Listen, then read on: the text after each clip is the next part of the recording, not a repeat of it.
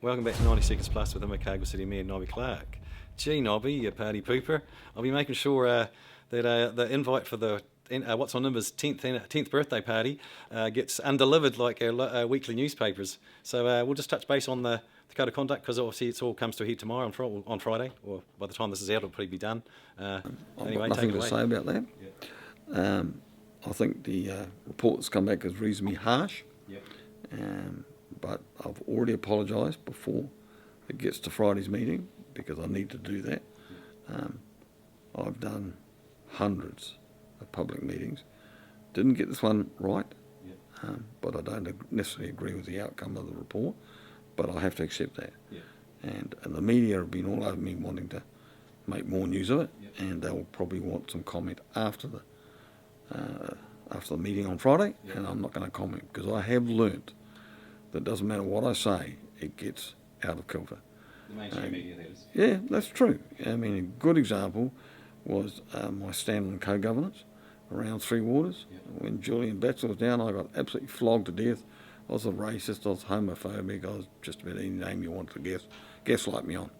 And so I'm fed up with that, and I've told the mainstream media that I don't accept that anymore. There's only so much rubbish you can take from people. I don't mind being held accountable for what I do. Sometimes don't get it right. But at the end of the day, you've got to look at the big picture and what's happened in the city in the last 18 months. And I'm going to continue to do that. And so I won't be making a comment before or after, but I will talk to you guys, if you want to, around some of the bigger issues, which is, should the public have access to our codes of conduct? And I think that's a national-wide discussion that's going to make an awful lot of me. It's very uncomfortable. So, that's what we got. So then anyone with an axe to grind, in any part of New Zealand, with a mayor or elected member, could then start this, and then it just ties up time and staff and costs ratepayers money. I don't know what this one will cost. Somewhere between 10 and 20,000, I'm picking. So, there's got to be a better way to resolve issues. The CCTV, there was obviously a meeting again, council meeting discussing that this week. Where are we at with that? Stage 1, which is the CBD, and Bluff and Stirling Point, has got the green light to get on with it. Wow. They say that it can still be done by Christmas, which is great, because that was my expectation. We've got some ongoing operating costs that we've got to be aware of, but that's okay. CCTV is an interesting thing. People debate long and hard about whether it deters crime. I don't think it does. I think if somebody's really drunk or hell-bent on committing a crime, they'll commit it anyway. Totally. So it gives evidence when they do. But I think cameras do deter some what I would call lightweight crime, petty stuff around the street, and standover tactics. But it does also cameras do give people a sense of security. And I'll be called a sexist for saying this, but I get a lot of feedback from women and that say that they don't feel safe when it's dark or when it's cold, and when they're in the end of the city when there's alcohol involved, if there's not security cameras around. So I think that gives a level of safety or security to them, and it might only be a perception, but it's important that they feel safe, because if they don't come into the inner city. Exactly. So, really pleased that that's got the green light, and we'll just get on and get it done. We've had various prices from started about 800,000 to a couple of million. And it's up around about the 2.2 million, which is what we were initially told. But it does have some operating costs each year as you go forward. The more cameras you put in, the more licence fees that you have to pay. But it's still okay in the overall scheme of things. If you think that we've spent nearly $100 million on the inner city. That's the combination of ICL, the mall, which we got a nice award for last week, and both Don and S Street, which we've upgraded, about $100 million to spend over time, probably $3 or $4 million over the next 5 years to have safety in that area. I just think that's a worthwhile price. We just need the Jeff's Hotel, Jeff Thompson's Distinction Hotel, to come online late next year, and our city's complete, I think. I've still got some visions that we still need more work to be done.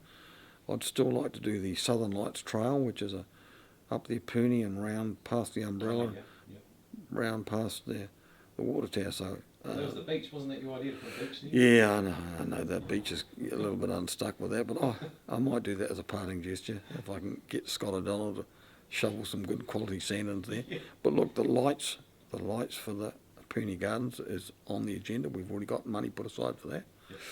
Yep. I'd like to see the big logo, the Invercargill logo, which is Invercargill sitting up vertically, Yep. up on the side of the water tower. Yeah. I think that would be impressive with changing lights. Get round into Queen's Park. I'd like us to have uplighting in the trees that we've previously had with Matariki, Yes. to go up to the rotunda and back. Yep. And as you come back down to the War Memorial, Cenotaph, Oh, yes. on the day that we have Anzac Day, we have a lighting effect that puts an old digger up on the side of the... Why don't we have that all the time? Yeah. Every night we should have that. It'll brighten up the city. Yeah. It does. And then as you come around, you go past the big church on the south side, Yep. west side. That should be lit up as well, and then come back into the inner city. Yeah. So I'd still like that to be done. We've got some work to do in that, but that's doable in the next 15 months. Jeff, well, say no more. Yeah. He left money in the mall. He's keen to get that hotel up and running. That'll be good for bringing tourists in. Yeah. We're very, very lucky in our city that we've got joint venture partners from the private sector, which a lot of cities do not have. Yeah. You know, the amount of money the O'Donnell families put into the mall, which they know is a social investment. There's no obvious return for them for probably 10 years plus. Is outstanding. Other places they would not have done that. No. They wouldn't see the initial return and just think, we'll walk away. And without that, we wouldn't have got there by ourselves. So, yeah, no, it's great that we've got those people involved. Invercargill Central won another top award. There's been a few now, so that was last Friday night, wasn't The one on Friday was the absolute top award. Yep. It's the council in Auckland, based in Auckland, that looks at developments, buildings or fit outs, either or. So we won the top one for retail, which is good. I personally thought we should have run the Supreme Award as well, when you consider that we did a whole block, which has never been done in New Zealand before, Yep. and knocked over about 40-something shops in the process. The buildings, yeah. Built it during COVID when things were really tough going. Yeah. So a real credit to Jeff Cotton, who's the project manager. Yeah. He's done an outstanding job. So lucky enough the other day to get a presentation of the fit out, the potential fit out, which is the experience once you get into the new museum. Oh, yeah.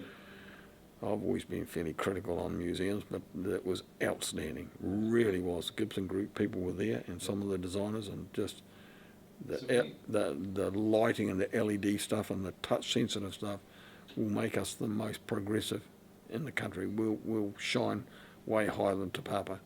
It really will be. It'll be stunning, absolutely stunning. When will the public get a look at this? I'm not sure. I mean, you've got to work through things.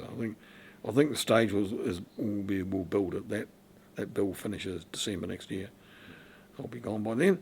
And then it takes about another 6 to 9 months after that to actually fit it out, because there's a lot of technology involved. But some of the design features they've got there are just absolutely outstanding. Take your breath away. And that's 90 Seconds Plus with Invercargill City Mayor for this week. Thinking ahead, don't forget, not this weekend but the next, it's Matariki, so and at the ILT Stadium, so something new and exciting, bring a whole new angle or different feel to Matariki. So till then, we'll see you next week.